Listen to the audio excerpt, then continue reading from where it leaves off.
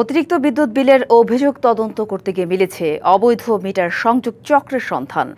সম্প্রতি দুদক ইলেকট্রনিক্স ব্যবসায়ের অভিযোগ তদন্তে গিয়ে উল্টো অভিযোগকারীর বিরুদ্ধেই মিটার জালিয়াতির প্রমাণ পেয়েছে নেত্রকোনা বিদ্যুৎ উন্নয়ন বোর্ড।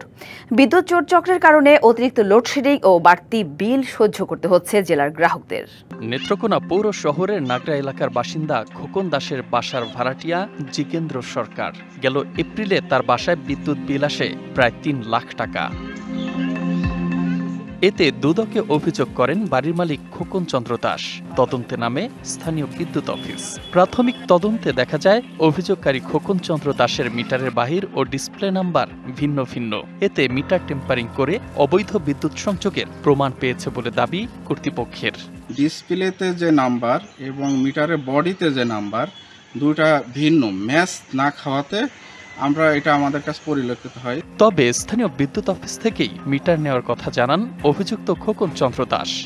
বসুন্ধরা টিস্যু অশুদ্ধতার বিরুদ্ধে এক বিন্দুও ছাড় নয়। আমি মিটার লাগাইছি প্রায় 19 সালে। 19 সালের পরে মিটার কোনো কিছু হয়েছে বা হয়েছে না, এটা কোনো সম্বন্ধে কোনো ধারণা আমার ধারণার বাইরে। যখন আমার এই বিলটা আসার পরে বোঝা গেছে যে এটার মধ্যে একটা প্রবলেম আছে। গ্রাহকরা বলছেন বিদ্যুৎ চোর চক্রের কারণে অতিরিক্ত লোডশেডিং ও বাড়তি বিল সহ্য করতে হচ্ছে তাদের। সাধারণ গ্রাহকদের কাছে অতিরিক্ত বিল দিচ্ছে এবং বিদ্যুৎ বিভ্রাট হচ্ছে, লোডশেডিং হচ্ছে। এই যে দুষ্ট চক্রটা, একটা সিন্ডিকেট যেটা আছে, এটাকে বন্ধ করতে হবে। বিষয়টা যদি নজরে না আনা হয় এবং তদন্ত না করা হয় তাহলে কিন্তু আমরা এই দুর্ভোগের শিকার হব। যদিও চক্রকে আইনের আওতায় আনার ব্যবস্থা নেওয়ার আশ্বাস দিয়েছে স্থানীয় বিদ্যুৎ অফিস। যে অভিযোগ করেছে সে কিন্তু এটার সাথে সরাসরি জড়িত এবং তার বিরুদ্ধে আমরা অবশ্যই আইনানুগ ব্যবস্থা নেব।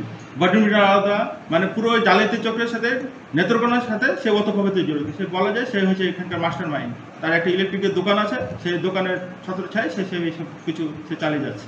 নেত্রকোনা জেলা শহর সহ আশপাশের 462 কিলোমিটার অংশে রয়েছে পিডিবির অন্তত 60,000 বিদ্যুৎ গ্রাহক।